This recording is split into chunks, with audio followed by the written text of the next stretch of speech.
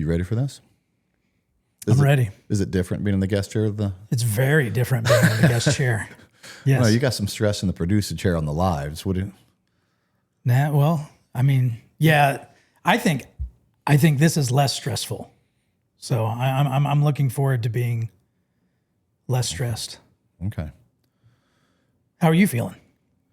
Oh, it's easy day over here. All the stress is on you. You're the one with all the information that has to put it out. You're running on not a lot of sleep. Isn't that the truth? I hope you don't fall asleep while I'm talking. Yeah. I've had people sleep while I talk before, Brent. Good old pastor joke. More than once. Yeah. Well, Vegas isn't known for being a place to recover and get sleep at. No. All right. I'll make it through, though. Don't you worry, Drew. Don't you worry. I won't make you look bad. I wasn't worried. Well, maybe you should be now. Still not worried. All right. Welcome back to the Tier 1 Podcast. I am your host, Brent Tucker, owner of FRCC. Go to frcc.shop for the best coffee, cigars, and bourbon. Use promo code FRCC15 to get 15% off of it. I'm also part owner in Human Performance TRT. Go to hp-trt.com and use promo code Tier1 to get 20% off all of your testosterone and peptide needs. And I'm Drew Tucker, email reader and sender at FRCC. Guys, consider joining the Patreon for the Tier 1 Podcast. It has behind the scenes and Tier 1 exclusive content. You get started today by clicking the link in the description below. Let's go.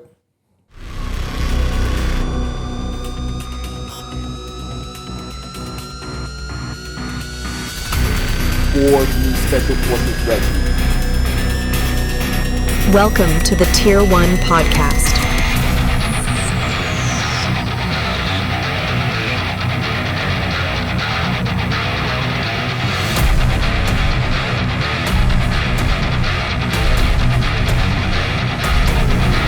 This is amazing, dude. Check this out, right?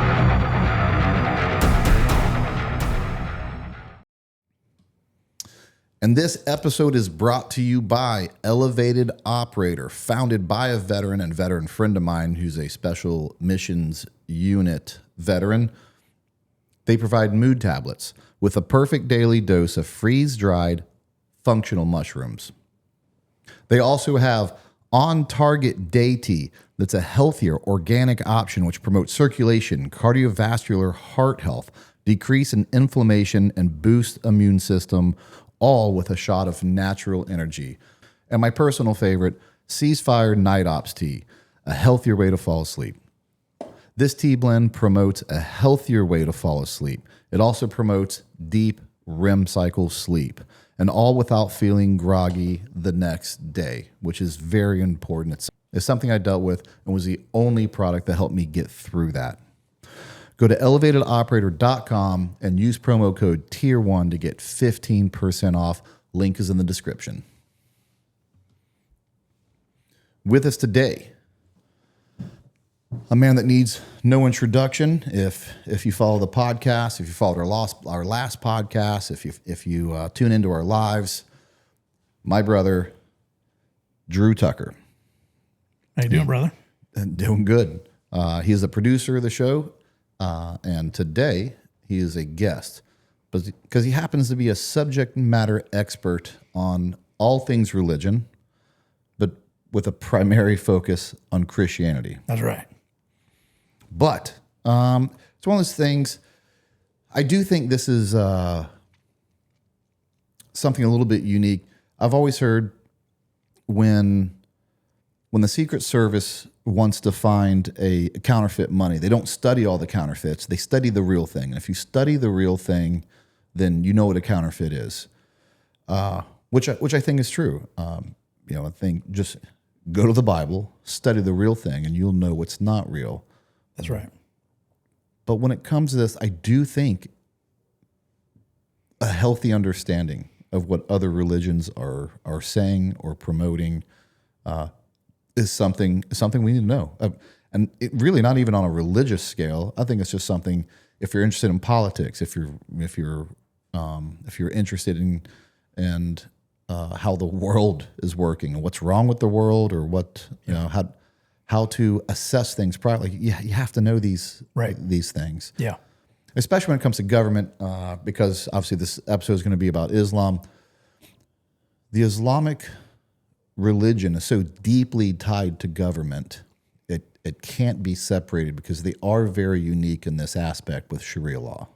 100%. Yeah. And they're coming into our country, and we have to know what they believe as Americans. Yeah. It's just, and it's going to be one of those things that, and we'll get deep into it. That this isn't a podcast on hatred and me telling you, hey, if all Muslims are bad.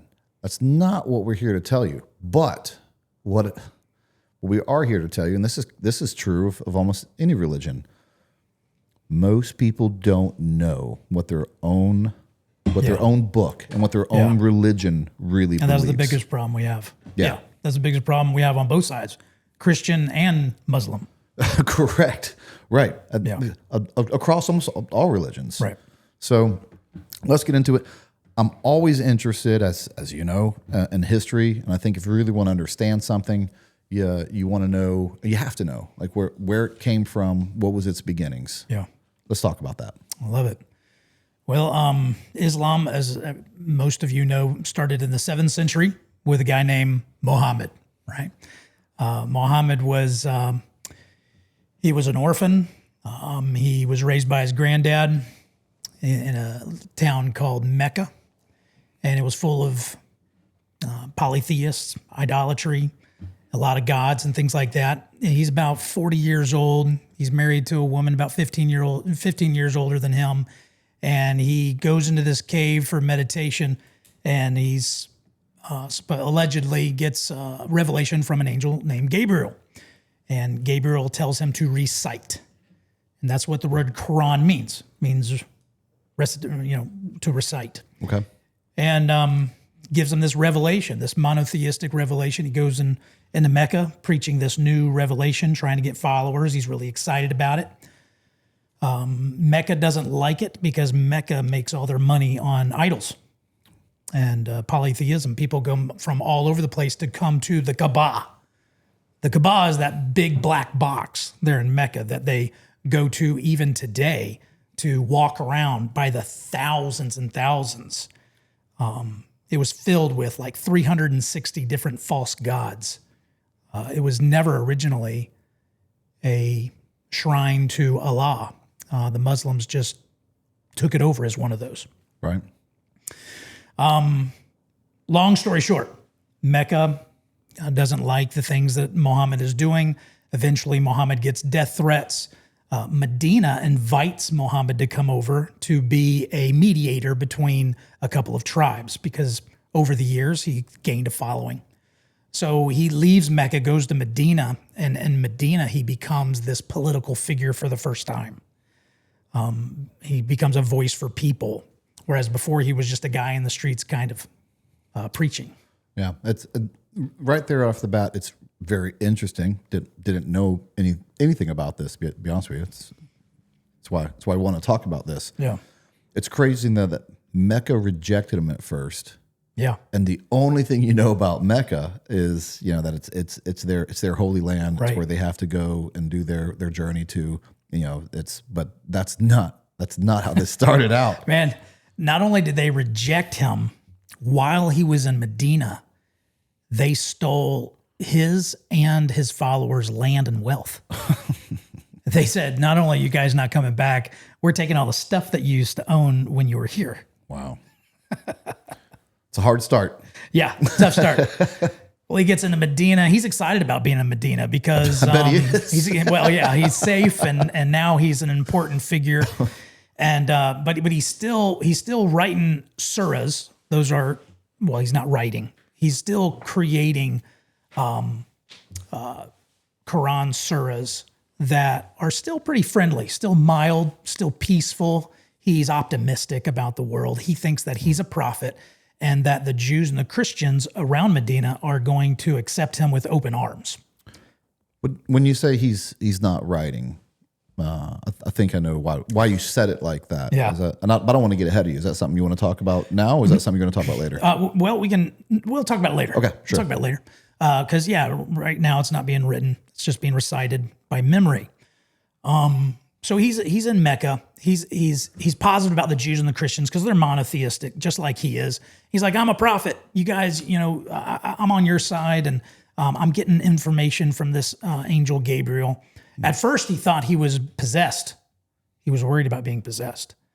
But his wife's cousin, who claims to be a Christian, said, "No, you're getting information. You should be okay." And in fact, Muhammad was suicidal at first. Really? He was suicidal because he was getting this information from the spirit. Where do you get this information from about him being suicidal and things like the historical aspects of that? Is that recited within the Quran, or is that within historical documents? So you're going to get those in the hadiths, Bukhari, the Sunni hadiths. These are short stories of the Prophet Muhammad. You'll also get it on some Islamic commentators and historians. Okay, so this isn't. This is wide. Everything you're talking about is Totally documented. Yeah. Documented, widely accepted on both sides, whether you're opposing or whether you're a Muslim. Yeah, Muslims they're aware of this. Muslims who are educated in their own education, in their own religion, they are aware of this. Okay. Yes. All right. So he was in Medina, and long story short, the Jews and the Christians, they're like, "You're not a prophet, dude. You're not a prophet. You don't have any signs of a prophet. You don't do any miracles." They reject him as a prophet because, you're supposed to have those Old Testament, New Testament, the signs of a prophet. He didn't have those. He also admitted that he didn't have those. But while he was in Medina, he gets a little bit more militant, especially when he finds out that Mecca stole their land and wealth. Okay. So then he started becoming more militant in his political career and getting back at those who have wronged him, raiding supply chains that go to Mecca, and and eventually warring with Mecca and taking them over. That is something, and right as it makes this turn, which again makes sense when you understand it historically. He was about love and peace. Yes. Casting a wide net to get followers, but then kind of once he has followers and he's been wronged, he can do something about it. Yes. Couldn't have worked in any other way. And this starts the contrast in religions. And so as you're talking about this, I think about other religions, and I think about Catholics. The Catholics don't preach this. This violent message of militarism. Yeah. Neither does Christianity. Neither does Mormons, Buddhist. This. You'd have to tell me, because like I said, you've studied a lot more different religions. Is there any other religion that preaches this, or has this in their history as far as You talk about the militant taking over. Yes. Yeah, 100%. So a wrong comparison that a lot of people will do, they will compare the Christian Crusades, to Muslim jihad. And they will say, it's no difference. You Christians had your Crusaders. Mm-hmm. These have their jihad. It's no different. Very different. And I'm not talking apples and oranges different. We're talking like apples and watermelons different, okay? That different. Huge difference, all right? Because the first 300 years of Christianity was persecution.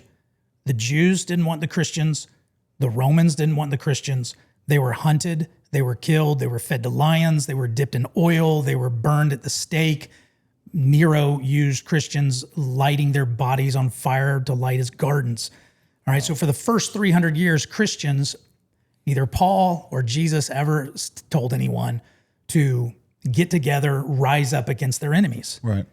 Christianity spread through the preaching of the good news of Jesus Christ, through the message, through the truth. That's what spread Christianity. For the first 300 years of Islam, they did nothing but fight and war. And in fact, they did nothing but fight and war for the next 1,400 years. And what if someone was to come to you, take what I said, and say, well, of course, you say the Christianity was absolutely a militant religion. Go look at the Old Testament. A lot of wars being fought in the Old Testament. Yeah. What do you say to that? Oh, man. So with the Old Testament, what you don't have with the Quran is you have a lot of historical context. The Quran gives you almost no historical context with the surah teachings in its chapters. So when you're reading Surah chapter 9 or Surah chapter 5, you have zero historical context given to you in that book. In the Old Testament, you are giving very detailed historical context why Israel went from Egypt into the land of Canaan, conquered the Canaanites, why God was sending them into the land of Canaan to take those Canaanites. And when it was over, they had the Mosaic Law, which in that Mosaic Law, nowhere does it ever say to go conquer other people. Okay. And also, I would argue a stark difference is that's the Old Testament, and we live under the New Testament, and there's no Christians continuing to look at the Bible and use that as a reason to continue to go to war. Right, 100%. So we sidetracked a little bit just for some context, but now he's going to war because they took his stuff. Yeah, and so he lives a life. He had like over 80 different military campaigns, of military situations, and so he lives this life, and throughout his life they write down hadiths, and those are very, very important. The Quran is a very short book. It's about 2/3 maybe the size of the New Testament. It's not a big book. It's not like a big book like the Bible. Right. And so a lot of Muslims had questions. Well, how do we know, how should we pray? How should we give? How should we live our life? What's marriage like? What's divorce like? All that kind of stuff. And so Muhammad's response to that was just do what I do. And so he had guys that follow him around writing down everything that he did every day. And so there's tens of thousands. There's like 100,000 hadiths, which are the short story of Muhammad. And they're just as sacred almost as the Quran, because the life of Muhammad is just as authoritative as the information in the Quran. Okay. So he lives this life, and they write down his life. I think it's after he dies, there's this great battle. And most of the people, I can't remember, I'm sorry. It's either after he dies or near the end of his life. There's this great battle. And most of the people that have memorized the Quran die in the battle. And because most of the guys that have memorized it die, they're like, we might want to write this thing down.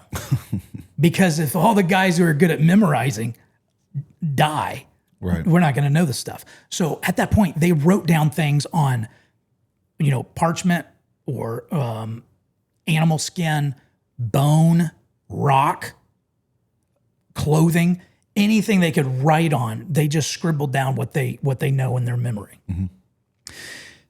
Fast forward about 20 years, they started to try to put that in a book form, and or at least scroll, put it in some order. And this is what's crazy about the Quran. This is why it's maddening studying the Quran. Is the way they put it in order is they put it in order as the longest chapters first and the shortest chapters at the end. They put it together like a high schooler would. By size. They put it together by size. Okay. Not by subject, not in chronological order. Not by context. By size. What's the longest one? We'll put that first. Because they didn't know. And so that's why when you study the Quran, you have to know which one of these are like Medina chapters and which one of these are Mecca chapters. Okay. Which one came first, which one came last. Even to this day, the Muslims argue they don't know if Surah 9 or Surah 5 came last. And so that's why when you read this book, it's not in chronological order. It's in a terrible organization. If you ask a Muslim on the street, why should I believe in Islam? They will always say, read the Quran. The Quran is the reason you should believe in our religion, because the Quran is perfect. It's beautiful. It's one language. It's unified. And I'm here to tell you, I've read the Quran more than once, and it's a terrible book. Right. Just as a from a literature aspect. Yeah. I mean, it sounds pretty. I mean, what it is it sounds like the Old Testament. I mean, it sounds like the Old Testament and a lot of hodgepodge of Old Testament and Christian doctrine. But as far as organization and chronology and context and clarity, it's not a good religious book. It's just not. Here at the Tier 1 Podcast, we're excited to have Tasty Gains as a sponsor, a company with values that aligns with ours. I take their products every day, 3 times a day. And if it wasn't a product that I didn't take personally and believe in, and a company with integrity, then they wouldn't be sponsors on this show. Creatine helps the body produce more ATP, which is an energy molecule that your entire body runs on. It helps improve your physical and mental performance in all aspects of life. Let's be honest, creatine powder sucks to take every day. With the creatine gummies, you can take them with you anywhere and they taste great. Every batch is third-party tested, so you know you're getting exactly what you pay for. Go to tastygains.com and enter the promo code Tier1, that's TIER, the number 1, and get 20% off your order. What do you know of, to dig down a little more, the Muhammad the man? You said he had a 15-year-old older wife to begin with. Yeah. But as far as I know, She was rich. she was rich. Yeah, he was smart. Well, He wasn't a dummy. right. Well, which is wild to me, because what I do know about him, he wasn't necessarily only into older women. Yeah. But if they're rich, maybe that can tip the scales a little bit. Well, if they're rich, that gives you time to hang out in caves and hang out and talk to people about your ideas all day instead of work. He also courted and married a very young woman as Aisha. well, correct? Aisha. Yeah. How old? He married her at 6 years old and consummated it at 9 years old. And would you like more on that? And what's that? Would you like more on that? Yeah. All right. So pretty crazy. it is crazy. Now, of course, even among Muslims, they argue about this. And the only reason they argue about it is because the West doesn't like it. And it is a huge bomb against, no pun intended, against Islam because of this pedophilia, because of this child abuse. And they will say, no, that didn't happen. They'll either say she was 16 or 19, Okay. because there are some older commentaries in Islam that says it has everything to do with her older sister, Asma. She was like 10 years older than Isha. Okay. And so we know when Asma died, and you do the math backwards, you find out how old Isha is. Okay. Well, Isha herself said she was 6 when she married him, and he consummated at 9. That's why we actually have those numbers, because Isha said that. It's recorded by Bukhari. Then there's another hadith that talks about that she was playing with dolls when she was married to him. And you're not allowed to play with dolls once you hit puberty as a female. And so we know she didn't hit puberty because she was playing with dolls. That's a separate historical account. So Muslims will argue that she was 19, but that's based on older Islamic history. Centuries afterwards, the early history of Islam says she was 6 and 9. Okay. Interesting. 100%. Like I said, if you want to find out what someone's, someone or something is about, usually, look how it started. And I think that's a very important piece of information. Just it helps. Huge. It helps put paint the picture. Yeah, what kind of man he was. The perspective, 100%. Also, I mean, the Quran says you can have 2, 3, or 4 wives, but Muhammad had more than 4 wives. So the Quran's good for you, but not for Muhammad. Well, I try to be unbiased, I really do to some degree, and look at both sides. And people are like, well, that's true in Christianity. I mean, look at the health and wealth preachers. Look at our politicians do that. COVID proved that our politicians said, these rules are good for you, but not for me. Yep. But and we can even go into my personal experiences with Islam and in certain dusty countries. Yeah. Who rail against anything from the West, rail against pornography, rail against all these things, and then you raid their houses, and they have alcohol, they have pornography, they have movies from the West, everything that anyone who followed them could not have. Right. They all have in their house. They're wildly two-faced. And this is more, but again, an Islamic history episode. But I can't help but point out, but that's just not true with Jesus. Like, there's nothing about Jesus you point to where Jesus is like, you do this, but not me. I do whatever I want. Right. Yeah. 100%. And that's what you're basically pointing on there, Brent, is just that's the human condition.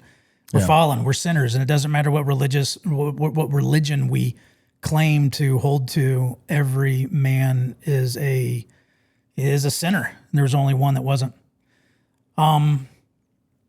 I guess the other thing I could add to the Isha thing is that also created eventually the Shia and Sunni separation. Okay. And but before now, that's about the right time. So so what happens with the Shias and the Sunnis, and that's a big deal because it all depends on who you're talking to. Mm-hmm. Especially when it comes to, what we're worried about with Islam in the West is their, militant attitude. Are they going to take over? You really want to live near Shias because Shias are not as political as Sunnis are. Sunnis are about 85% of Islam, and Shias about 15%. Shias Iran, right, and Saudi Arabia Sunni. Most of the Muslim world is Sunni, but Shias, they do not believe in offensive jihad unless the 12th Imam comes and tells them it's time to do jihad. So they don't do jihad. That's the way it's been forever. And some groups in Shia, they started in 1979. There was a little bit of reinterpretation for Shias, and that's what gives us ISIS today. There are very few terrorist groups that are Shia. Most of them are Sunni. And it boils down to the difference of who they believe are the successors of Muhammad. Yeah. It's why do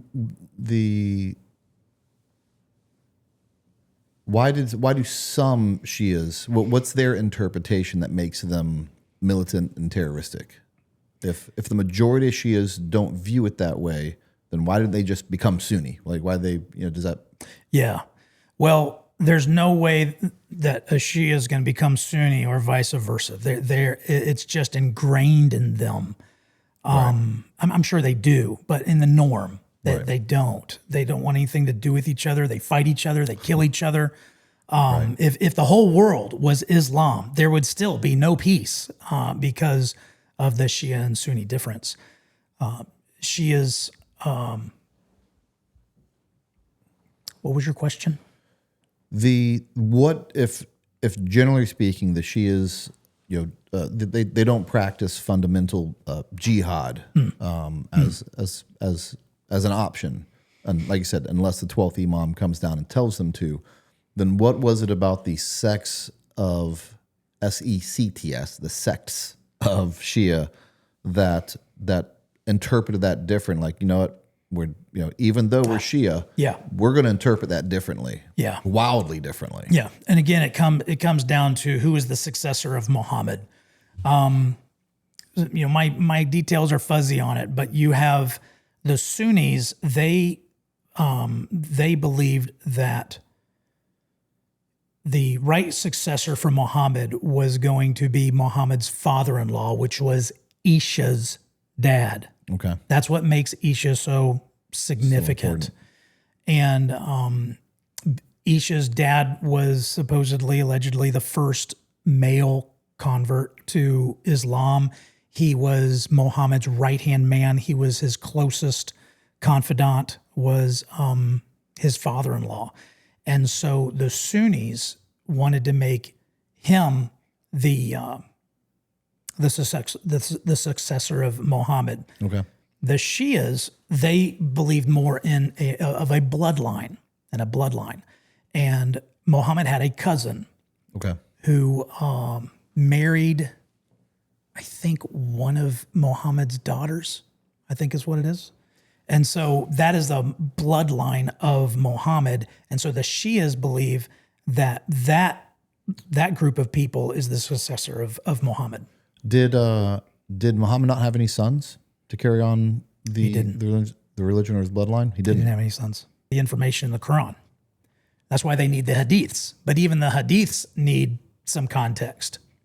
Right.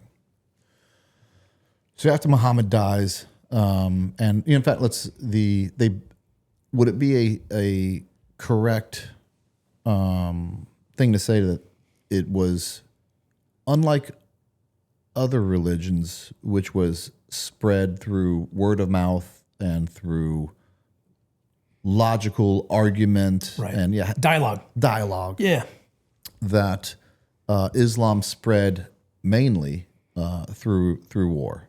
100%. This is a great story. Okay, so just really quick after Muhammad's death, I'm talking maybe 15 years. You have all these tribes around Medina and Mecca in Saudi Arabia, that peninsula down there in the south, and they gain a pretty good force. Well, at this time was when the Byzantine Empire, for those who are not history nerds, the Byzantine Empire would be your Eastern Roman Empire, that basically a lot of Turkey, and they were in charge of Israel, the land of Israel, and the land of Jerusalem. And this is very important when talking about the Palestinian issue today. Yeah, the Byzantines were in charge of Jerusalem. You had the Empire of Persia from Iran. And they were the two major powers of that day in the 7th century. They'd be like U.S. versus Russia back then. Okay. And they were always fighting each other. And, because Jerusalem is there, that was kind of the line of scrimmage, all right, between the Persians and the Byzantines. Well, they kicked each other's butt for 30 years. They had been fighting each other. They were licking their wounds and very, very weak. But that was the time when Muhammad's forces had become at their peak. And when that took place, they saw an opportunity to gain territory and influence, not by preaching the truth of Islam, but while Persia and Byzantine were at their weakest, they went in and took over Jerusalem, took over the land of Palestine. They stole it through military. Who's the colonizer, Brent? And then that's why Iran, who was never Islamic before, they were Zoroastrians. That's what they believed. Yeah, try that one, Zoroastrians. And the Persians, and then the Islamic horde moved east into Iran, and that's how they quickly took over that entire area, Iran, Iraq, Israel, all of that almost overnight in a decade. And it's what their holy book tells them to do. Is that correct? Yeah. It tells them, it doesn't tell them to go preach the gospel of Muhammad. It actually instructs them to go subjugate all non-believers. 100%. I'd like to bring some receipts real Please quick. do. Please do. All right. I'm getting my reading glasses on. Old guys who know stuff, they wear reading glasses. All right. So you have and I'm going to read this, and at some point I'll talk about this, the classic Islam understanding of these, and then there's the modern Islam understanding of these, right? Okay. So Surah 9:5, it says, slay the polytheists, and they label Christians as polytheists now because they think we believe in three gods. Wherever you find them, capture them. That's instruction to take hostages. Besiege them and lie in wait for them in every strategic place. That's Surah 9:5. Surah 9:29 says, fight those who do not believe in Allah. Among those who were given the scripture, that is the Jews and the Christians, until they pay the jizya with willing submission and feel themselves subdued. The jizya is the demi tax when they conquer you. Surah 8:39, fight them until persecution is no more and religion is entirely for Allah. When you meet those who disbelieve in battle, strike at their necks. That's the beheading. Until when you have thoroughly subdued them, ransom them until the war lays down its burdens. So there's more, again, hostages. Those are the most popular offensive jihad. There's offensive jihad, defensive jihad, and personal jihad. So how do they reconcile the two? Because you just told me at the beginning that they looked at other religions differently and not as opposing, and you told us the why. You told us the why that transition happened. But how do current day Muslims, again, bridge that gap to where the beginning of it says, no, Christians and other religions are good, and then there's this stark difference that says, no, if they're not a believer and they're not a Muslim, strike their neck, subjugate them, hold them for ransom. Yeah, like those are two found in the same book, and those are two wildly different views. Right. And then, and honestly, they'll charge Christianity for the same thing. You've got the Old Testament that says kill the Canaanites, and then the New Testament says love your neighbor, and they'll say, hey, you Christians have the same thing. Whoa, man, very, very different, because the Old Testament to the New Testament gives us lots of history, lots of details, lots of explanation. You don't need a guru, you don't need an imam, you don't need a caliph to explain to you what a verse means, because you can read the context for yourself. Right. And we don't live under the Mosaic Law or Old Testament ways, but there is no different periods, for them. And why do we know that we don't live under Old Testament? Because of all the information that's in the Bible. Right. You don't have to have someone tell you, oh, by the way, we don't do that anymore. No, it's in the Bible that explains why. Now, for them, Muhammad lived among Christians. He lived among Muslims. He lived among polytheists. What he believed was just a hodgepodge of a lot of this stuff. And of course, what changed is his living in Mecca as a low man on the totem pole, and then in Medina and becoming a guy of wealth and military power, political power. Things changed.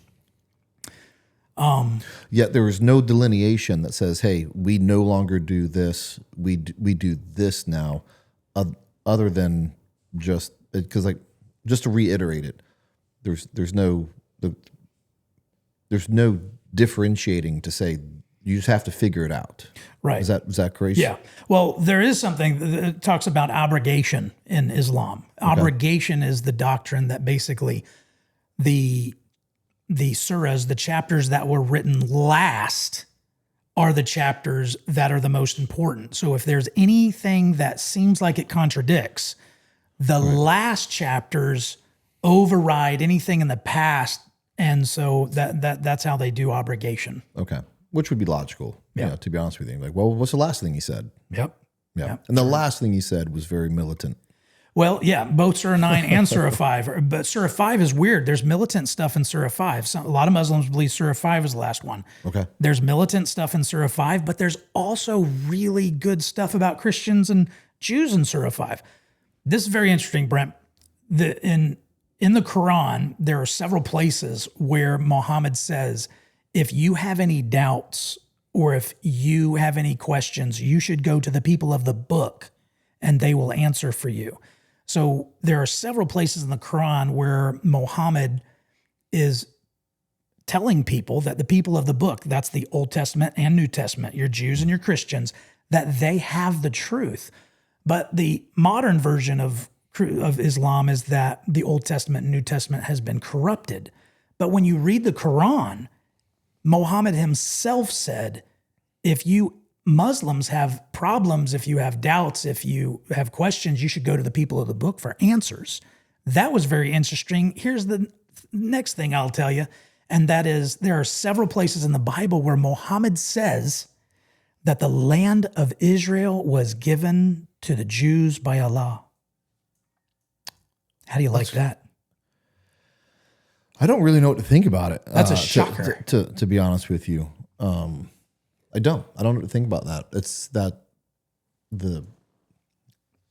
It's such a crazy opposing view of what they say. And how can the same man that says, if you're not a Muslim, if you're not a follower of this religion, then you're free to go subjugate them, also say, well, if you have a problem with them, go talk to them and go refer to the book. I mean, right. So great question. I don't know how to make sense. Goes back to our history. Okay. All right. What we already talked about. The answer is there. Just like that's why you love history and you're like, this is where the answers are.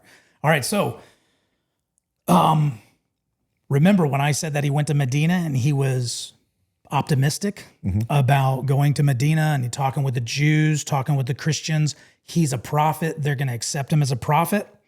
During that time, what they had in common was we're all monotheists. Okay. In Mecca, he was in a land full of polytheists. So when he came to Medina, there was more monotheists, and he's like, "You Jews and Christians, man, we're the same. We're the same cloth, you know." And so he spoke well of Jews and Christians in the beginning. But this is evidence that Muhammad's making this stuff as he lives his life. But as he goes and the Christians and the Jews say, you're not a real prophet, dude. We don't accept you as a prophet. Now the Jews and now the Christians are no longer friendlies because they denounce him. Guys, if you've ever taken one of my tactical classes, you know I'm a huge fan of white lights. You can't hit what you can't see. And the same goes for the bad guys. Why wouldn't you want to put hundreds, if not thousands of lumens into a bad guy's face? Why would you want him to get a good sight picture back at you? And because of this, we've partnered with Cloud Defensive, the best in the game for both quality and pricing on weapons and handheld flashlights.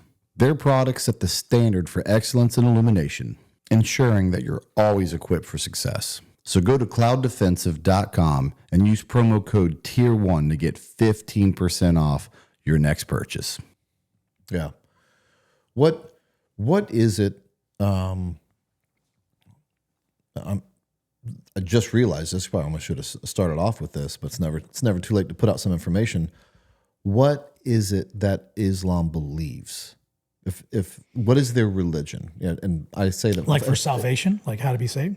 Right. Yeah, exactly. Okay. So if I ask you the same thing, what does Christianity believe? You go through God created the earth, you go through Jesus, you go through salvation.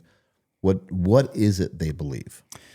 Well, that's tough. It is. It's like grabbing sand in your hand sometimes. But that's why they have the 5 pillars. Okay. So it's ironic they call them the pillars because there are very few things that you can really just say this is exactly what they all believe all the time forever. Okay. And the 5 pillars. The first one is basically admitting that Allah is the one God and messenger, and Muhammad is his prophet. That's number one. The second is you're supposed to pay the tax. Of course, you got to give money. I think it's called the zakat. The third is you are to fast during Ramadan. That's the third thing you're supposed to do. The fourth is, well, it's actually the last one. I'm forgetting one of them. But the last one is you're supposed to take a pilgrimage to Mecca. Correct. Once in your life, at least. And prayers. Yeah, the prayers. So when you do those 5, that is salvation. And even that's not guaranteed. So it also depends on how you live your life. If you're a good Muslim, then you get paradise. If you're not a good Muslim and you do some significant problems, significant sins, and you're a problem Muslim, you're going to hell. Oh, and by the way, Muhammad says most of hell is full of women. That's a quote from Muhammad. Really? Because women are so disobedient to their husbands. Well, they weren't wrong on everything. Well, man. Don't throw the baby out with the bathwater there, Drew. Gosh. We live in a world where I have to say I'm kidding. Of course. But while we're talking about that, I hate to jump around on you, so No. I don't want you to lose your train of thought. No. That being said, a good time to ask you about what is it that Islam believes about women. Okay. Because that's something, again, that is a contrary in their belief to modern society and the Western viewpoint is how they or as we understand it, how they treat women. But is that true according to the Quran? What does the Quran tell us? All right. So this is what should worry Western civilization. Or hadiths, Right. which we've already covered. 100%. This is what should worry Western civilization because, look, I mean, who cares if a different religion comes into your country, right? Who cares? Hindus aren't a problem. Jews aren't a problem. And these people aren't a problem. Buddhists aren't a problem. But the problem here is Sharia law. Does this group want to impose Sharia law on our politics? And if they do, what's that going to look like? So what I'm going to share with you here is the classic Islamic beliefs it's been as classic Islamic understanding for 1,400 years. Okay. The 20th and 21st century has changed a lot of things, even in Islam. So you're always going to have those watered down milquetoast Muslims, but the Middle East is going to tell you straight up, those aren't real Muslims, or they're lying to you, one or the other. All right. So here we go. So if your wife, this is Sharia law, this is protected. If your wife is rebellious and you fear that she is arrogant against you, first you can correct them verbally. Okay. If that doesn't work, you forsake them in bed so they get to sleep somewhere else. Now in America, that doesn't sound too bad, but you have to remember these other people, if they're not sleeping on a bed, they're sleeping where? Wherever they want. In a dirt floor, right? I mean, you've been there. Wherever they can. Right? And they're going to be sleeping on a dirt floor. If I shouldn't say wherever they want, wherever they can. Yeah. That's where. So he kicks them out of bed, and if that doesn't work, he can strike them.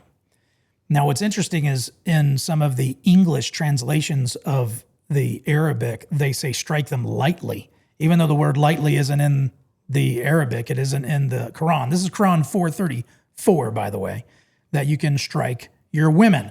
Also, in the Hadith, book 12, 2182, a man shall not be asked why he beats his wife. You just gotta assume he's doing the right thing. just gotta assume he's hitting her for a good reason. Yeah. This is gonna hurt me more than it hurts you, honey. Man, you want to talk about just a wildly just that, and as if it's okay to beat your wife isn't surprising enough, but most people, whether you want to believe that or not, because you don't know enough to believe it, you've heard it, so it won't. But that I didn't know. You want to talk about in such stark contrast of our society. Could you imagine here in America a man hitting a girl and other men be like, no, don't get involved. Right. You're not even. He's doing. We're not allowed to. Yeah. Just let him beat her. That's right. And it doesn't matter if you're left or right in this country. Yeah, or whether that you should be a believe in problem for you. God, whether you don't believe in God. Yeah. That is an American. Well, not just American, but a worldwide, should be a worldwide, but definitely here in America, way of life that we protect our women. All those women in New York City who voted for the new mayor, you ladies need to listen up, do some research. Yeah. That is disturbing. It goes on further. And again, what I'm talking about here is classic Islam. I'm not talking about modern Islam, classic Islam. Women cannot leave their house without their husband's permission. women cannot have guests over without their husband's permission. And a lot of people ask, well, why in the world would these women, why would they go along with this stuff? Why would they wear the stuff that they're supposed to wear? Why would they live with these men that do this and all this other stuff? Look, they are taught that their way into paradise is obedience to their husband. Right. It all depends on how good a wife you are. That is how you get into paradise. Which is as if the way they treat them like, second-class citizens isn't bad enough for Muhammad himself. Just how little they think of women, because Muhammad himself's like, most women will be in hell. Yeah. Yeah, most women are in hell. That's what he says. Right. Also, a woman's testimony, many people understand this, is worth half as much as a man. This is Quran 2.282. And it says so that if one of the women errs, the other one can remind her because they're forgetful. And then, in Hadith, Bukhari 304, Muhammad says women are mentally deficient and most are in hell. That's Bukhari 304, quoting Muhammad. Mentally deficient. Which is, it's just... I can't help but have to stop for a second and complain about this. What does the Bible say about how a husband should treat his wife? Oh, man. This is Ephesians chapter 6. It says 5 and 6. It says that a man should love his wife like Christ loved the church, and that he is to give his life for her. Those are the contrast of these two religions and how they treat their women. Yeah. And for the left, and I've seen this overseas time and time again, we see it here in our country, for the left to side with Islam and be like, hey, they're a beautiful religion, and they love their culture. You would think the left would absolutely band up with the right and go against Islam, but they love them. And it's either because they don't know what Islam says or they're stupid.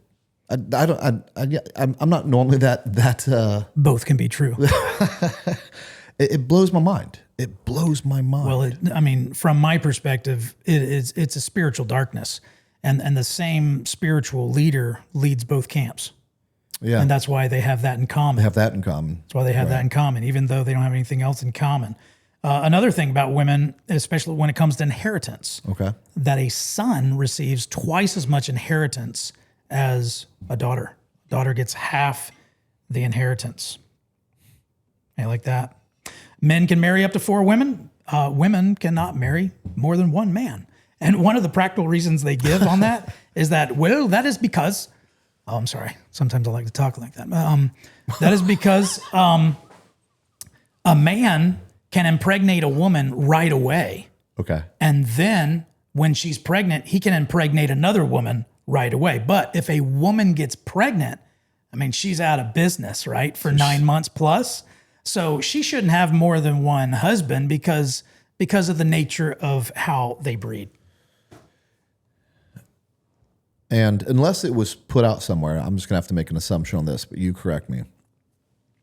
Because the way you put it, it's pretty obvious to me when you have a religion whose primary purpose of spreading that religion is through violence and subjugation, you have to build up your own army.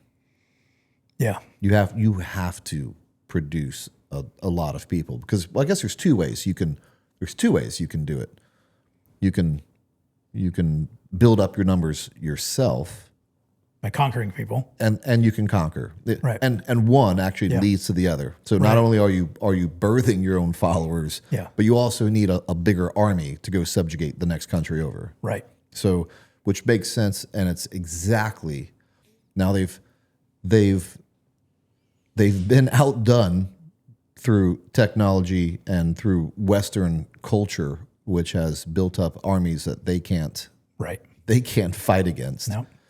So they've changed gears on that. So they've changed gears, kind of. They've only half changed gears. They've continued, and this is just true. They've continued at 2 to 3 times whatever countries they go to. They outbreed the other side. Yeah, on purpose. And I think we'll talk about that later with some videos. I'll talk about more. 100%. I mean, one of the things about another thing that shows that Muhammad was just in it for himself, not for the glory of God, but he was in it for himself, making it up as he goes, is the amount of confusion that goes with a lot of this stuff, and the fact that he had no exit plan. The guy had no exit plan.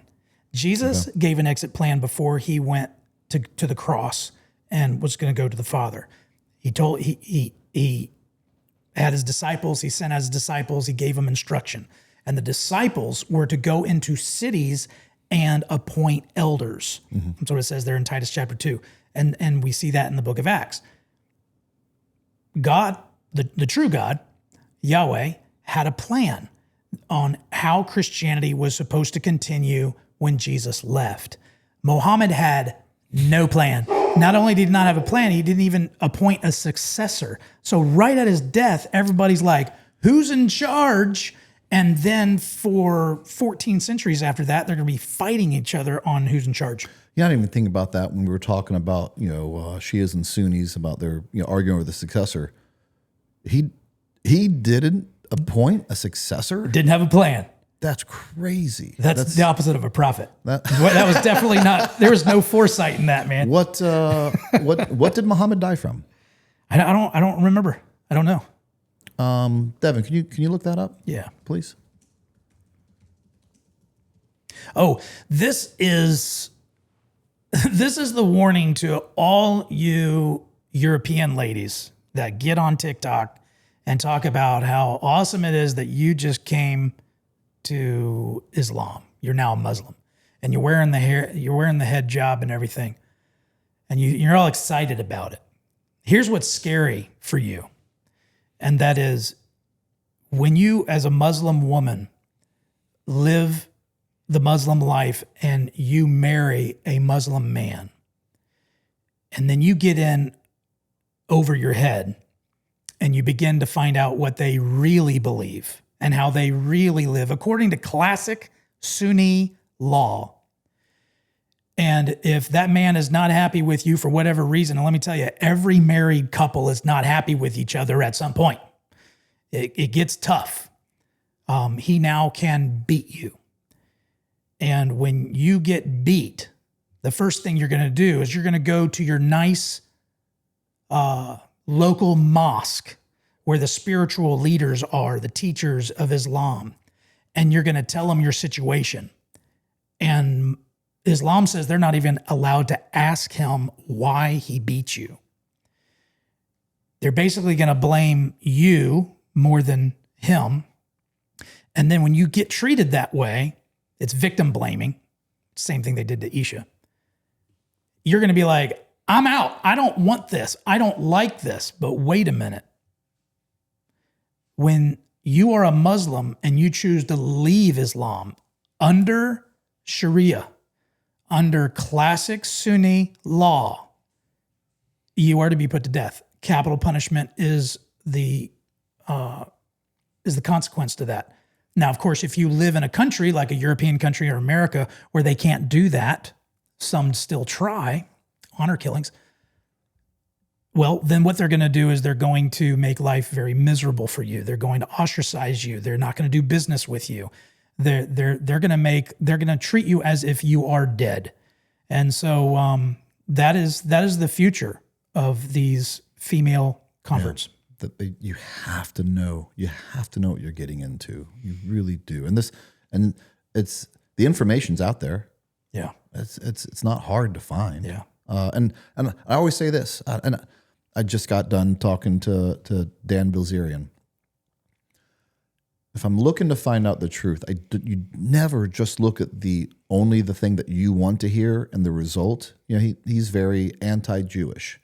That's one of the things I talked to him about because I want to hear his side. And when I was done hearing his side, now it's up to me. Now I have to go review all that stuff from both viewpoints and try to understand logically what makes sense and dig into this on both sides. Right. So, young women out there, if you're interested in it, and if you only Google the good things about it, that's all you're going to find. You have to find out both sides of that story. Devin, how'd Muhammad die? Yeah, so he died at 62 or 63. It says that it's a little bit debated between historians and Islamic scholars, but traditional accounts say that he got pretty sick for about 2 weeks, high fever, headaches, weakness, and then he died of natural causes from there. That just kind of blows my mind a little bit because of the hadiths, which means people were following him around, documenting his life. How do we not know? Why is there controversy over that? Because I mean, it's not like Western documentation, you know, and then things get lost. It's interesting. Just by the way, a little fun fact. It's interesting that it said that he had a fever. In Islam teaching, fever comes from hell. That's why it's hot. That's why it's hot. That's why it's hot. That's a fever thing. Maybe that's why it's debated. They don't want people to know he had a fever. Got a little touch of hell. In that case, might be true. It only got worse. And if I'm telling you, we're going to have this episode. I hope you guys get to see it. I'm all about free speech, and anyone can come to me with their opposing view. And I already know it just dropped. This episode will drop the Monday right after my interview with Dan Bazirian. And there's already people very upset at me for even talking to Dan. And that's the world we live in here in America. Dan can have his opinion. I can go talk to Dan and at least hear it, or we should. The very next, one of the things I really pressed against him was he disliked the Jews so much, but he really gives Islam a free pass. And it was important for me to do this episode right afterwards because I'm a big fan of consistency. You're wildly consistent about that, and I told him that.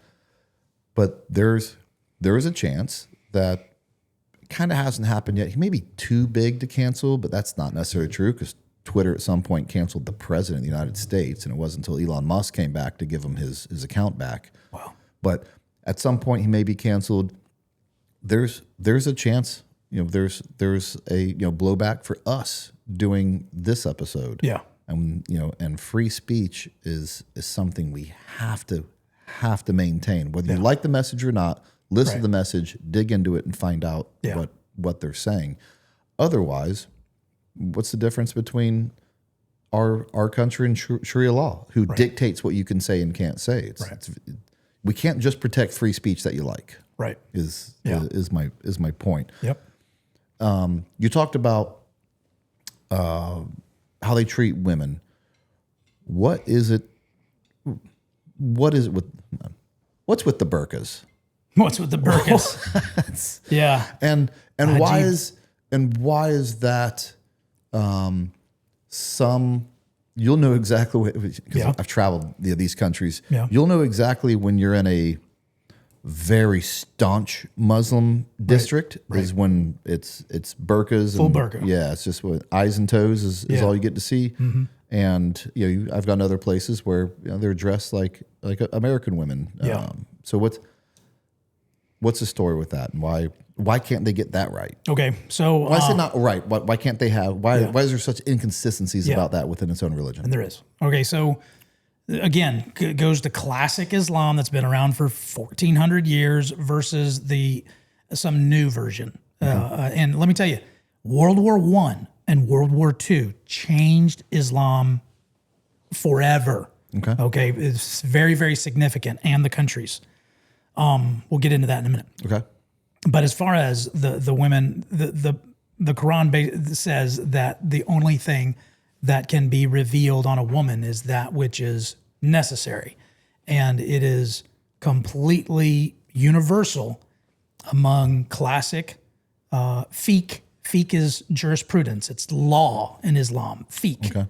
That only the face and the hands and debated the feet are allowed to be revealed. Those are the only things that are necessary.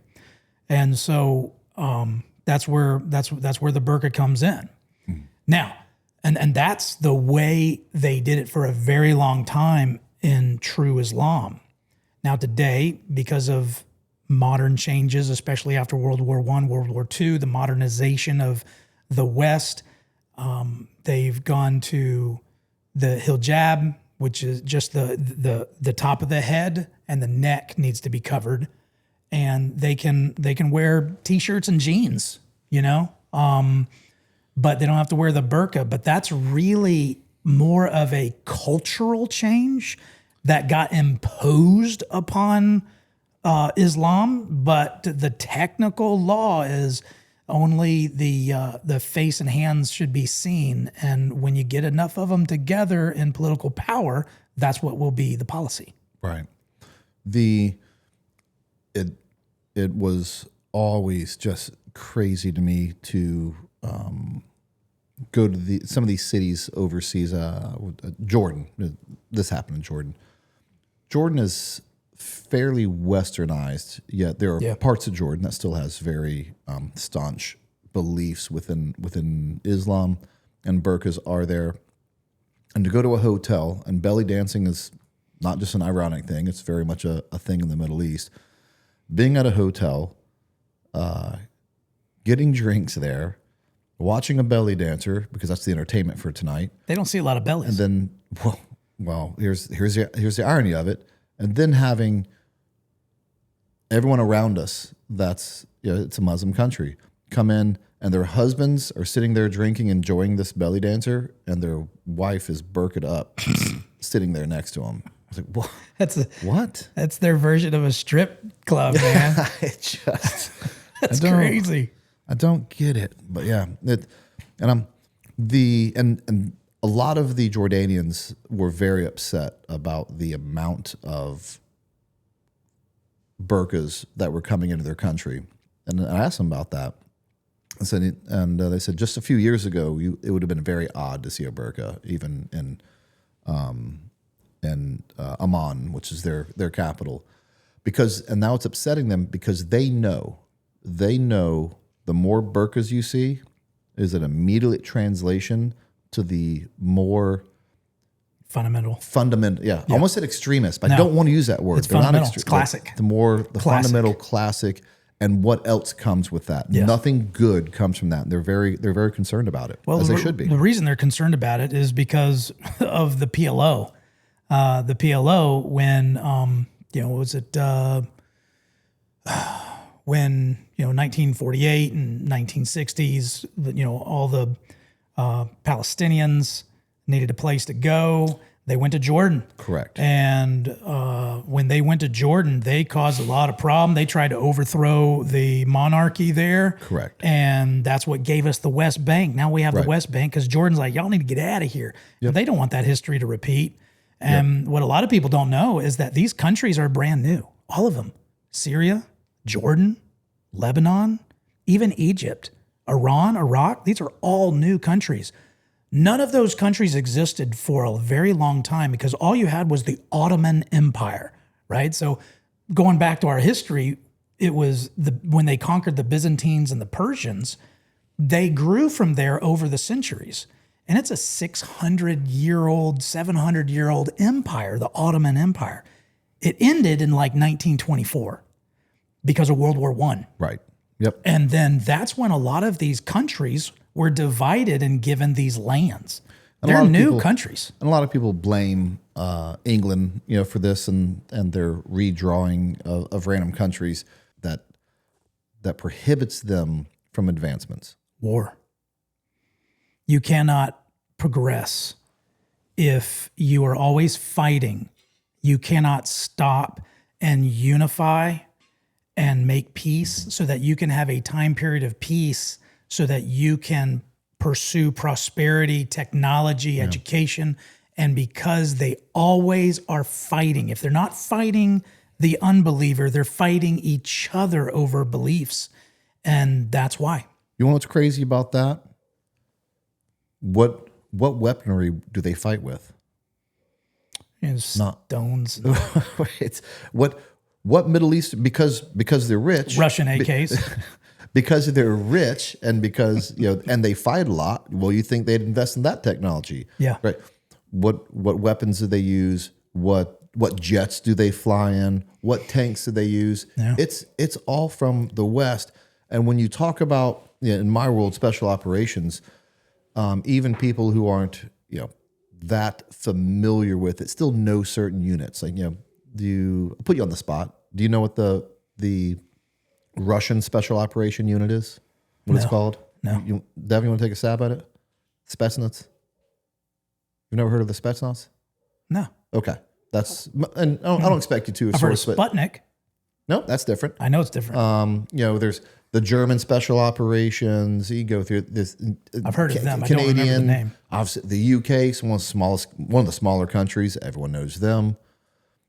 No one ever asks me, and people ask me about them, those other units all the time.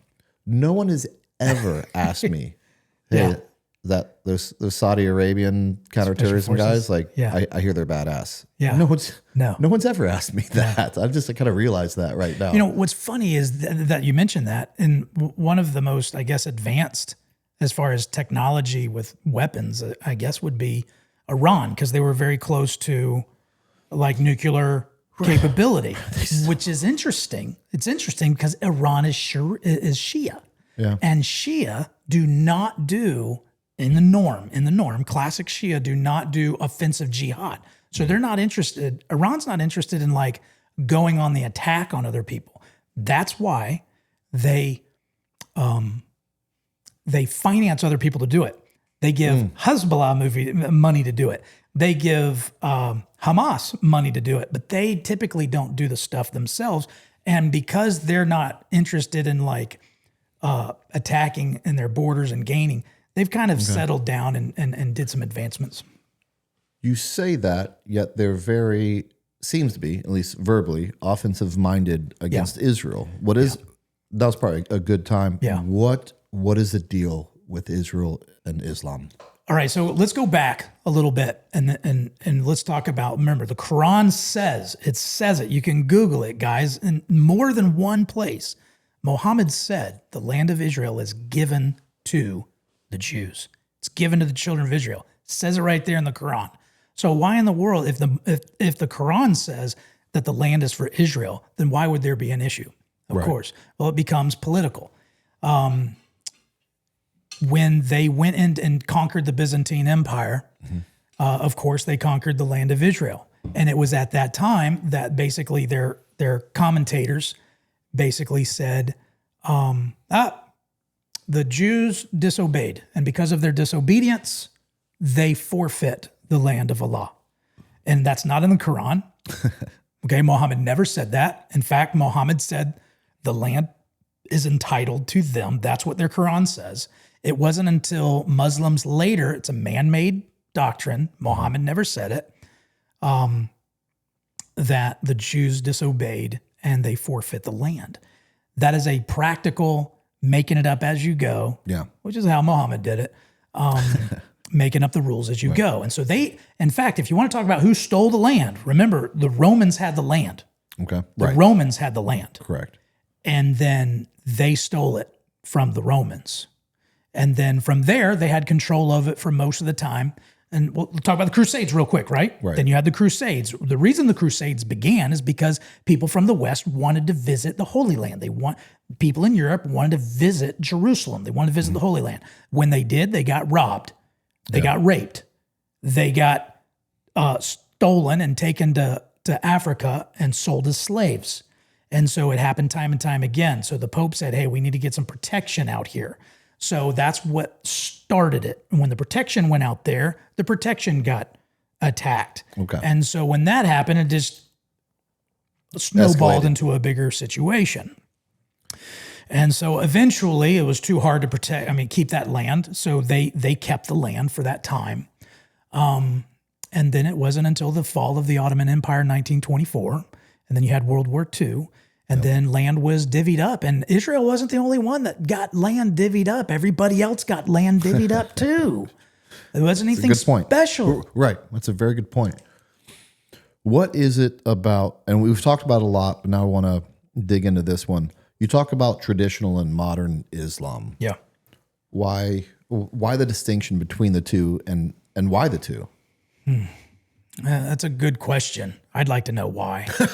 All I know is that it exists. Yeah. And I speculate as to why, because Islam has to learn to live in a Western world. They know that they cannot defeat the West. They can't because of the technology and everything.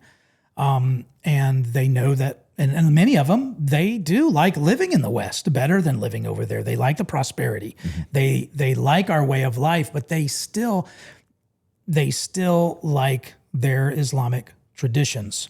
And those can be innocent or those can be dangerous, and they're very potentially dangerous. Real quick, it's also important to understand these Muslim countries in the Middle East in this modern day, mm-hmm. especially after World War II.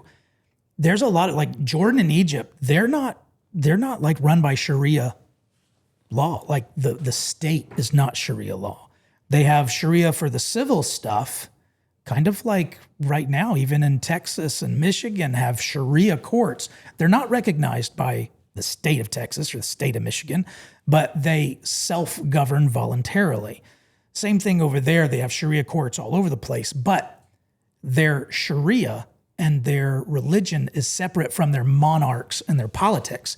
And they have found they like it that way, because if they don't, then scribes are in charge of your land, not your president, right. Not your king. Right, because by definition, by their own definition, there is no separation of church and state. Yeah. The government and the religion are one. Yeah. And very intentionally. Yeah. And there's a fine line in those countries between their religion and their state. They do keep a distinction, but it's a very fine line, and it's a volatile line.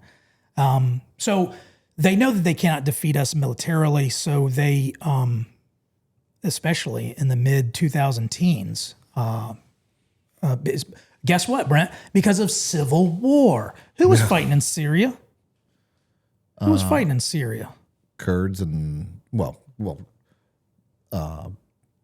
ISIS. ISIS Yeah. and the Syrian government started it. Yeah. And then after the Syrian government put up one of the most embarrassing defenses against a ragtag group of people, the Kurds eventually came in with our help. Yeah, so and claimed the clock. You have Muslims on Muslims, you know? Right. And so Absolutely. that's exactly what they would do if the West wasn't involved.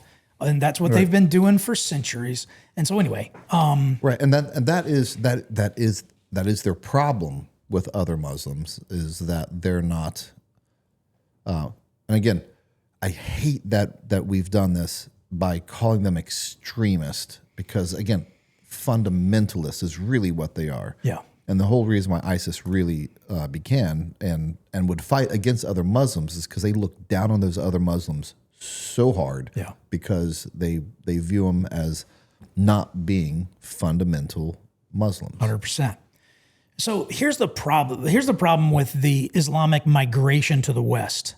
You see, in the past, Brent, when other countries came to America, they came to get away from their country. They came to get away from their country's way of thinking, their country's ideology, their country's oppression.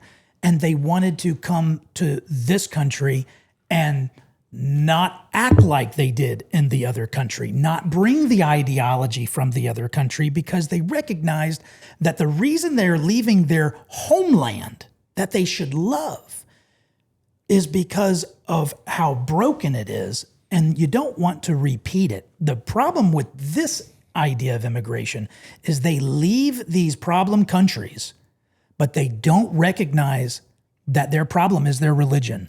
Right. And their problem is their way of life in Sharia. But they come to these countries, and because it's so ingrained in them and they're so indoctrinated from childhood that this is the way life should be, they want to create that everywhere they go. Yeah, it's happening across this country. In fact, there's a documentary out there called Numbers and this document was done years ago. Man, it could only be worse now. But wherever Muslims go in any country, this is essentially the steps that is taken. They show up in low numbers, and when they act the way they do, they cry the victim card, and they beg for protection, and now they're victims. And anywhere they go, as soon as they continue to multiply and bring in more people, the first thing they're going to do is they're going to outvote you. And as soon as they outvote you, the only people that they will put in are other Muslims. And at some point, they will own the whole city council. And that's at a micro level at a town level. London, for example, London will never see another Englishman for mayor. I'd have to look at the stats right in front of me. In fact, That's so sad. They've had a Muslim mayor for several elections now, and they'll never have another English mayor.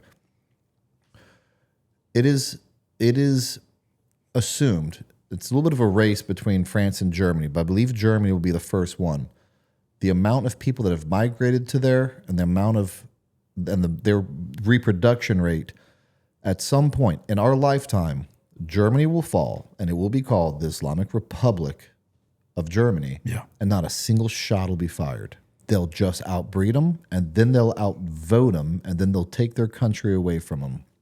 And that's what's happening at town levels across the Western world. Devin, how many mosques did you say were going up in Dallas? Already did go up 48 in the past 24 months. 48 mosques Yeah. in the last 2 years. That's an insane growth number. And for shits and gigs, I did want to know what the Yale of the Middle East was if you searched it. Yeah. You want to guess what they are of Sure. the top three? Yeah. The American University of Beirut, the American University in Cairo, and the Lebanese American University. Wonder who paid for those. Can't make it up. Funded by Americans, chartered by the state of New York. English is the primary language. Strong ties to American institutions and donors still. You can't make it up. No. That's, oh my gosh. Brent, to bring the receipts on what you're talking about, in Quran 544, it says, whoever does not judge by what Allah has revealed, it is they who are disbelievers. So if you're not judging by what Allah has revealed, that's Sharia, all right? If you're not your city council, all right? Your school board, your mayor of your city, whoever does not judge by what Allah has revealed, it is they who are disbelievers. Also in Quran 4:141, it says Allah will never give the disbelievers away over the believers. Allah will never give the disbelievers away over the believers. So it is against Quran for disbelievers to be over believers of Islam. And one of Sunni fiqh, which is Sunni law, it says this. It says because this is what you were talking about. This is how you led out with what you said earlier. When Muslims are weak, patience. When Muslims are strong, dominance. That is a quote out of Sunni rule in fiqh. When Muslims are weak, patience. Bide your time. When Muslims are strong, dominance. They're executing that to a T. They are. I as much as I don't like it, especially being like a military man, when I see things like that, I have a immediate disgust for it. But there's also a part of me that has it's almost so weird to say, but almost has a respect for it, because anytime you carry out a successful campaign, Right. like you better look at it. Right. And how are they doing it? Why are they so successful? What's making it successful? Because there's no way to counter it unless you truly look at it. And that's my problem. That is my problem with the Western world and giving and their view on Islam, because they don't know their enemy, Brent. They don't know their enemy. They don't know their enemy. Absolutely. Unfortunately, America barely knows their own Christianity, so much less their own religious enemy. We got some videos let's bring of those up. showing what is kind of happening in our country here. Let's see what we got. This is Dearborn, Michigan. This is October 10. This is their celebration, well, not celebration, but memorial of one of a martyr in Shia Islam. He was killed real nasty way, and also in a deceptive way, which we haven't talked about, the deceit in Islam. We got to talk about that, but remind me of that later. Yeah, but I right got you. now, for those who are listening and you can't see the video, what you're looking at is about 40,000 Shia Muslims in Dearborn, Michigan, which is outside Detroit. Just a sea. And it looks like something from a different country. They're all wearing black. They're all wearing black because they're mourning the death of the martyr. Now, what you have flags all over the place, and these flags have colors and they mean something. You have a white flag, a black flag, a red flag, and a green flag. Now, the white flag is typically what is the Islamic State flag. Okay, it would be kind of like a little bit like your American flag. It is the Islamic State flag. The black flag is the flag of war. That's why ISIS has a black flag. In Islam prophecy, it talks about the black banner that will be flown in the last days. Right. And they don't always come on top, which is why we kick their ass, and I have one of their black flags. But keep going. Now, these black flags, they will say they're not flags of war, they're flags of mourning. But I will tell you, historically, when Muslims are done mourning, What comes next? they then do something about it, okay? They get mad over what happened and they want to right wrongs. They get angry over what happens, and that black flag of mourning quickly can become a black flag of war. The other flag is a red flag, and the red flag means blood. And typically it means the blood of the martyr. But it also means the blood of revenge. They want blood for blood because of the injustice that took place among, I forget who it was. I think his name is Hussein. What the injustice that took place against Hussein, this represents injustice everywhere, tyranny everywhere, and that flag quickly becomes a flag of revenge. The last one is a green flag, and it's like you almost never see the green flag because it truly is like a flag of peace and promise and paradise. That one you don't see too very often, but those are the meanings of the flags. Right, which is crazy because all over there is black flags, red flags, a few green flags. I've actually never seen the green flag, so I didn't even know that until you just told me that. But just the irony of, you know who calls them a religion of peace? We do. We call them a religion of peace for the most part. And that's a modern idea. Yeah. That's a late 20th century idea. That was not anything before. But an hour ago, we just went over their history, and their history is not It's all war. a religion of peace. You can't follow the religion from there to now. They've never had and it. show that it's a religion of peace.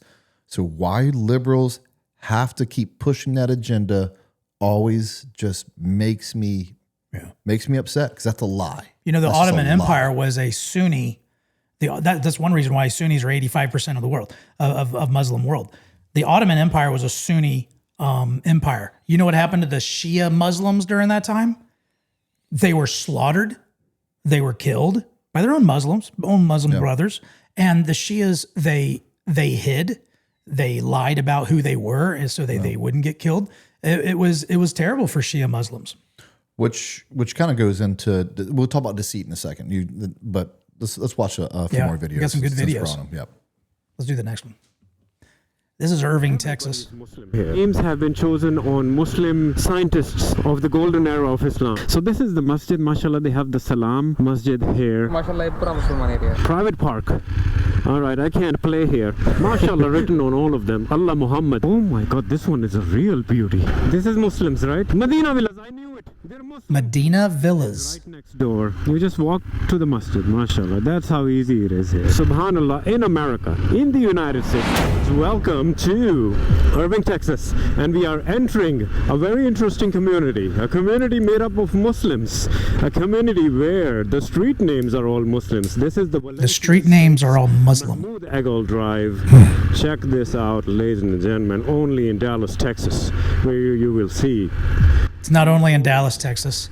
Where not even the people inside are Muslim, but actually the name of the streets are Muslim. Amal Saleh Drive. Subhanallah. Yeah. Wow. That's Irving, Texas, Dallas, Texas, Plano, Texas. All those mosques that went up. These are Muslim communities. They concentrate into one area so that they can do. Now they won't call it this, but at the end of the day, Brent, it's political jihad. They cannot defeat the West with bullets and jets, but they can come in here. They can raise a lot more kids than we can, and they change their political community through city councils and school boards. 100%. There, if that continues, just like Dearborn, I can't remember the other town right next to Dearborn. Hamtramck. That is correct. Mm-hmm. What you will find in Dallas, Texas, if they continue, there will be a call to prayer in Texas 5 times a day. Yeah, they already have it in Minnesota. Places in Minnesota. I didn't even mention Minnesota. It's already public in Minnesota. The whole stinking town can hear the call to prayer. Dearborn, Michigan's very upset because they, like most cities, there's a sound ordinance, and it's from like 7 a.m. to 9 p.m. And the call to prayer, of course, is 5 times a day, and the first and last are outside of that. But they won't do anything about it because the whole city council is Muslim. Yeah. So, yeah. Brent, I mean, this is crazy. So this whole community comes here. This would be like, Brent, if you and I wanted to start a community in another country, let's go to Saudi Arabia, let's go to Iraq, and we're going to get all of our friends and family to move here over the decades, and we're going to start a little community, and we're going to name the streets George Washington.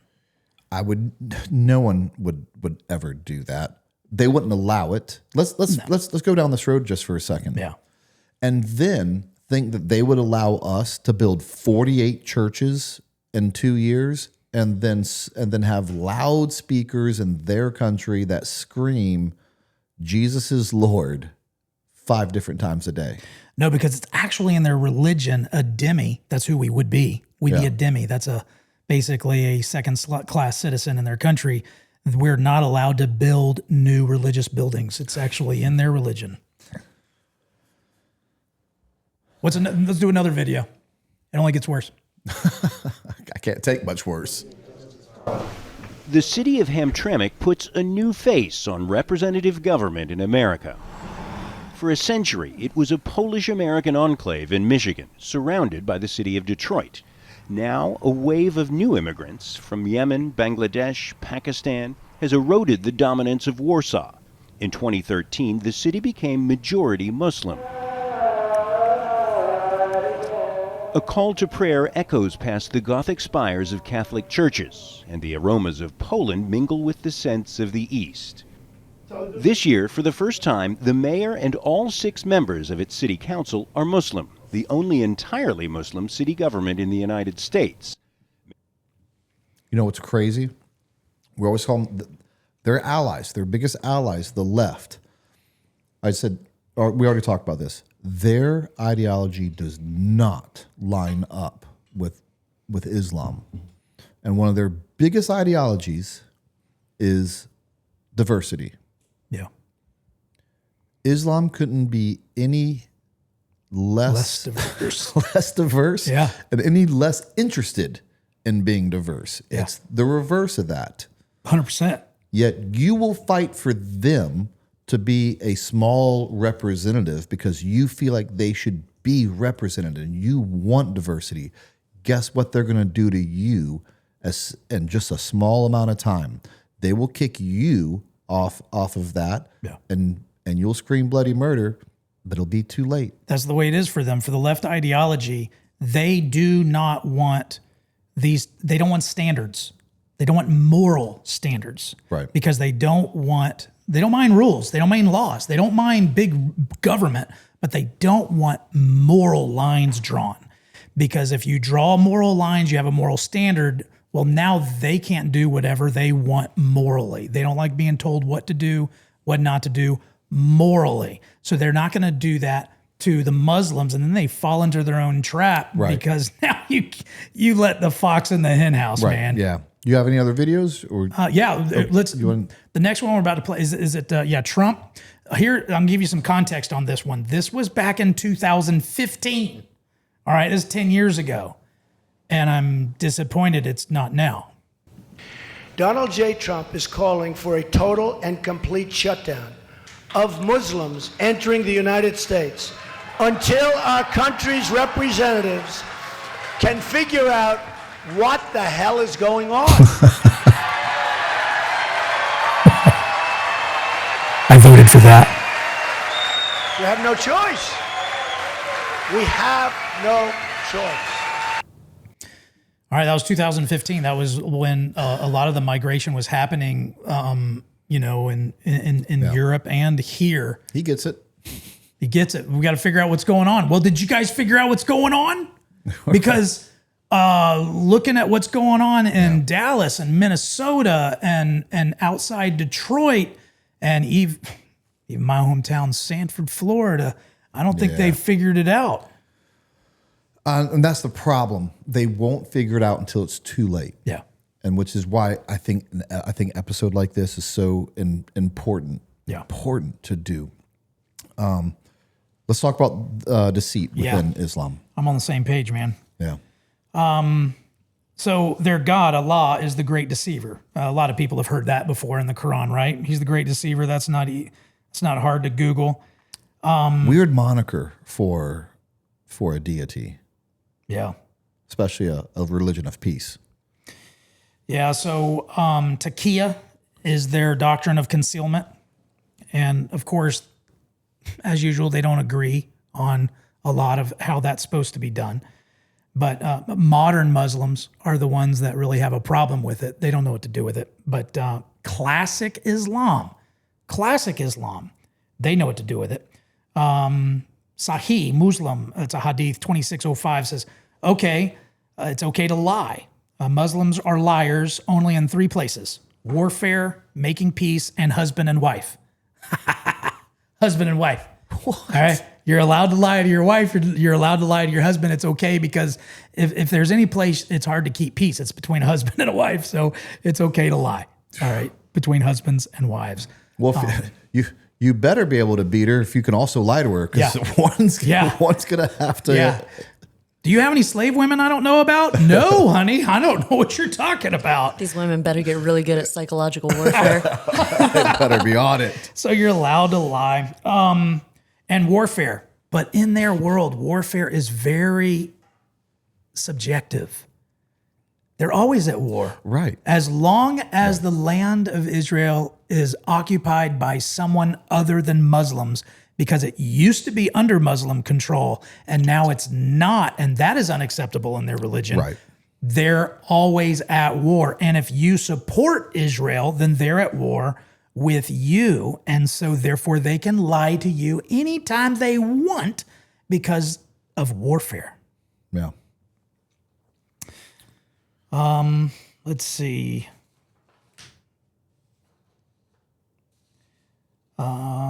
Do not take disbelievers as allies. All right. They're not allowed to ally with you. They're not allowed to have, and when it says allies, some people call it friendship, but it's not friendship. An ally as a protector. Yeah. So to join another country, to become a citizen of another country, to live in another country, there's no more ally than that. And that country, that disbeliever country, is now your protector. That is against Islamic law. Now, I will say, to be fair, later came a law that talked about civil covenants where, okay, no. Now when you live in another country, you're supposed to do what that other country says. But now you got a contradiction. Right. And what are you going to believe? Whatever is convenient. Exactly. Yeah. All right. So to talk about the receipts for taqiyya, you have Allah is the best of deceivers. That's Quran 8:30. Allah is the best of deceivers. Quran 66 says Allah provides a way out of your oaths. You don't have to keep your promises. You don't have to keep your treaties. You wonder why there's always this conflict in the Middle East. You wonder why they have peace treaties, they have peace accords, and then they don't. Right. It's because they don't have to be honest with their enemies. They can be, in fact, it's, they want you to be deceitful with your enemies, because if you can pull the wool over your enemies, if you can fool your enemies, then you're better than they are. Gives you the upper hand. That's right. Hadith, Bukhari 30:30 and 30:29 says, war is deception. That's what war is. So if lying and deceiving is part of their warfare, and Muslims are not supposed to be loyal to unbeliever authority. You're not supposed to be. That's Quran 5:51 and 3:28. Look, they can lie to you about getting along with you. Oh, this is interesting. There's a common saying in Sunni Islam about how believing Muslims are to view non-believers, and that's like chickens. Like chickens. This is a saying in Islam. You view unbelievers like chickens. You raise them, you love them, you feed them, you take care of them, you pet them. And then when it's time to slaughter that chicken, it's time to slaughter the chicken. Wow. So what stage do you think we're in, Brent? Maybe the petting stage. I don't know. I know this. It's just the irony for a religion that's really based on war and allows you to get the upper hand on war. You just thought they'd be better at war. They just don't have the technology. Because all they do is war. But they don't have the technology, and it's crazy. Thankfully, they're not better at war. Yeah. Unfortunately, we've already talked. They have found a workaround from war. They'll still get what they want at the end. Yeah, they're still at war. Right. We got a couple other videos, Instagram videos. Right. And what do they want? Yeah. What you have. As long as it's better than theirs, what do they want? It's what you have. And that's what they've done historically. Yeah. What's up about New York City. What's going on? Yeah, there's plenty of peaceful. Look at this guy. It's on 42nd Street. That comes with another Look what package. they found in this white vehicle here. This van. Look at this. They took all of this out. Thank you for This vehicle. All of this. All right, and then we'll talk about the next video as well. This is a former Muslim extremist. Why is that? I saw them as very stupid. They vote left. I would fear the conservatives because they come with principle. That's not someone they can brainwash. But the left, I know they have no values and no principles to begin with. I dare you to find one Islamic extremist that votes for Donald Trump. Never do it. They give their vote to the leftist who wants to run around in pride parades. And Islamic extremists are against gays and homosexuals and transgenders, but they want the left to go and get busy with that. They want them, go speak about the climate, go speak about abortion, go kill yourselves, go do that. And Omar, she's fighting for abortion rights and all the other, my body, my choice. Yes, go do that. But would she have an abortion? Never. That's it. Talking about Omar, talking about representatives in our House of Representatives, right? That's like, hey, she's all she'd for never do it. abortion as long as the infidels are killing themselves.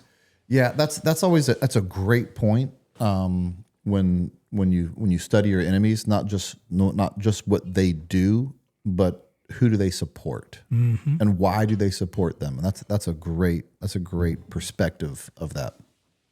It's huge. It's huge. Well, if you have anything else that you want to cover? Yeah, I mean, real quick. Let's just talk about the modern Muslims, because people are going to be like, "Well, I got a Muslim friend. He doesn't think like that. He tells me that that's not what Islam believes." Okay, look, ever since after World War II, Islam, the state of Islam has changed.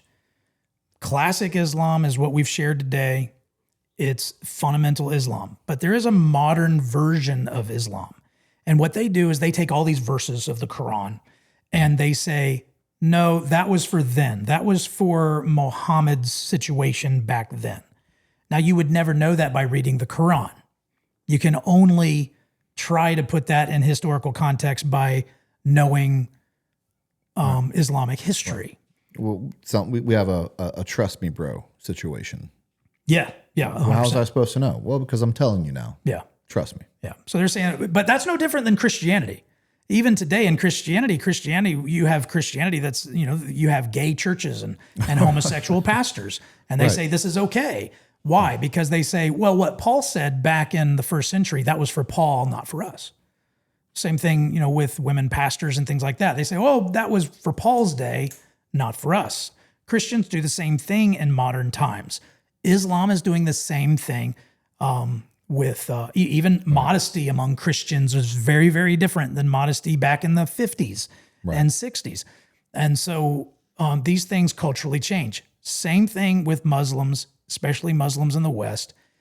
It is not literal, grammatical, historical Islam. It is not the Islam of 1400 years. It is only the Islam of the late 20th century. And those Muslims that say, we don't believe this, there's two things going on there, Brent. They're either bad Muslims, and when they get around a bunch of other Muslims that know what they're talking about, they'll sing a different tune, because if they say, oh, if that's real Islam, I'm out. Well, what's going to happen if they're out? Right. You're not getting capital punishment. That's right. You're not getting out. And then the second thing, they're either bad Muslims or they're lying to you to deceive you in order to infiltrate your communities, in order to gain votes so that they can change their politics one town at a time. It's happening. This is not conspiracy. Ask the boys on the other side of the pond. Yeah. Oh, it breaks my heart what's going on over in the UK. Breaks my heart. I got to tell you, Brent, Germany, just a couple months ago, there is a political group called the ADF. And one of the things that they want is they want to deport a lot of the Arab immigration, the Muslim issue, because they're not assimilating. They're not playing by the rules. They're a significant problem.